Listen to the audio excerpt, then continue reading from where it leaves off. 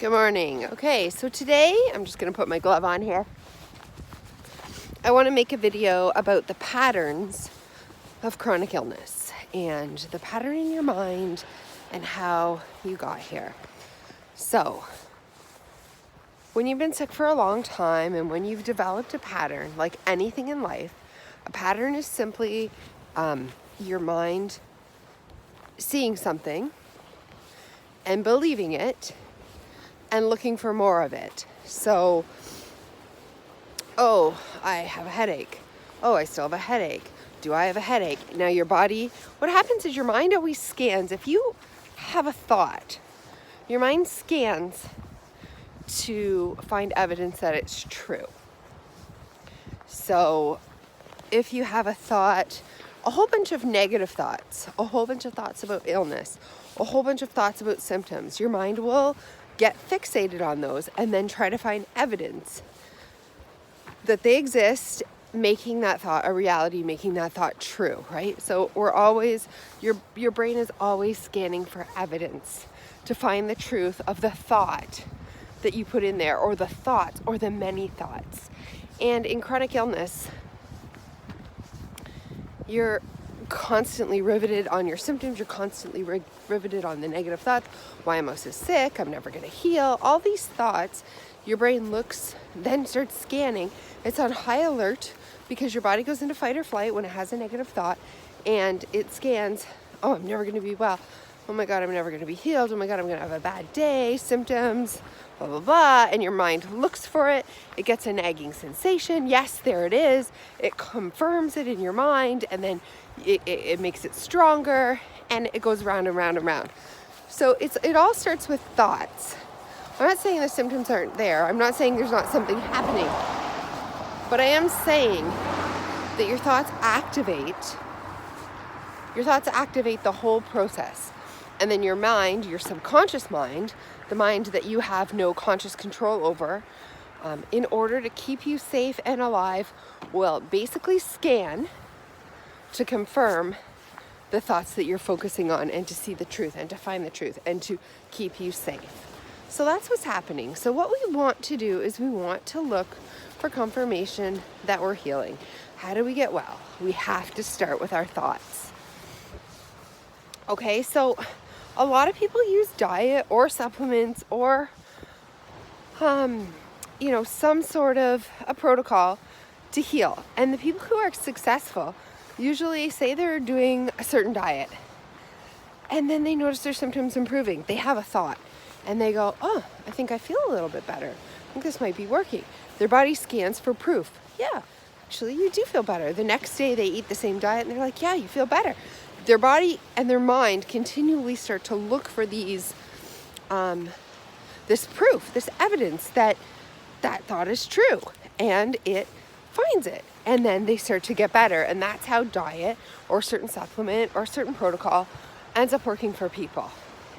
The people it doesn't work for are the people who eat this certain diet and then go, I don't think this is working for me. Oh, was that the wrong food?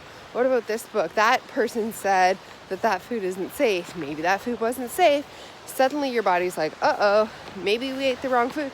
It's scanning for proof and evidence and symptoms.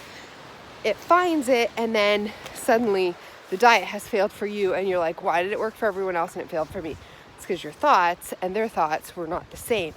They were looking for evidence of that it was working, and you were looking for evidence, subconsciously, of course, this isn't your fault, that it was failing or that it wasn't going to work. Okay, so how do we get better?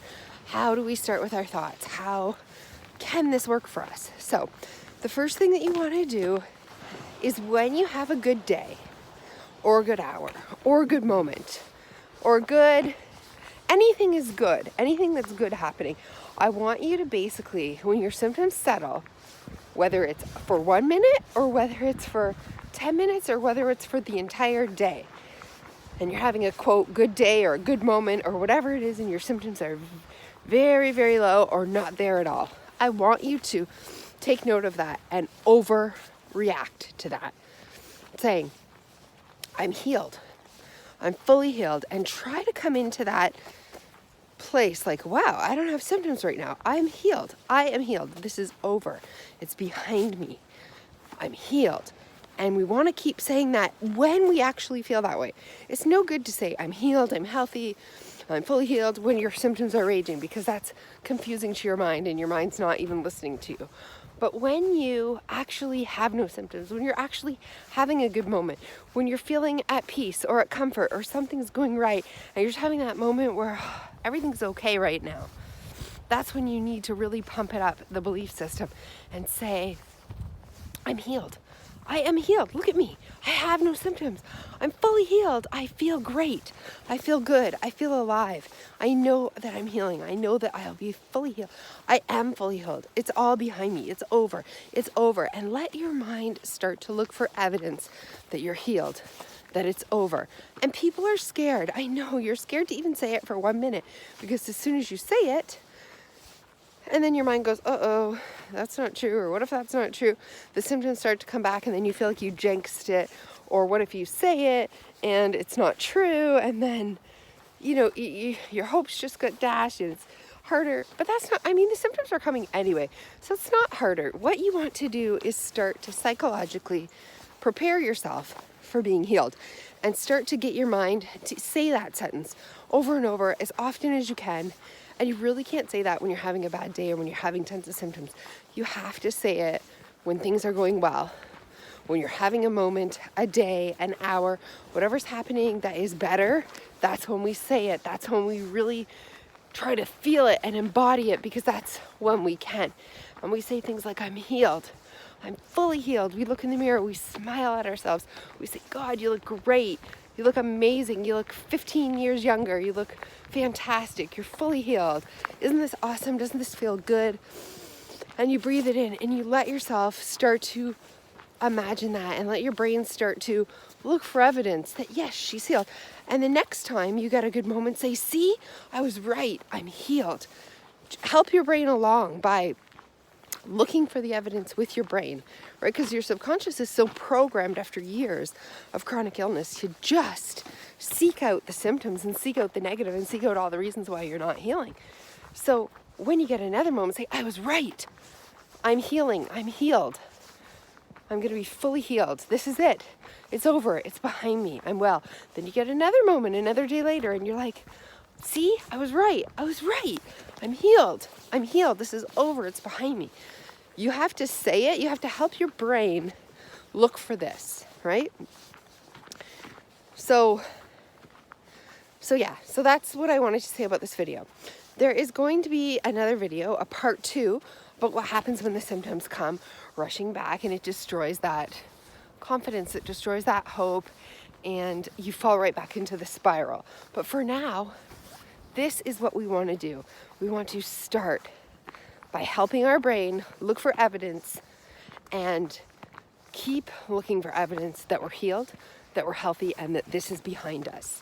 And that's a choice, and that's something that you have to scan for, you have to look for, you have to help your brain get on the track of looking for that, so that can become a belief, and your brain can then subconsciously all day look for evidence that it's true, and suddenly it will be true.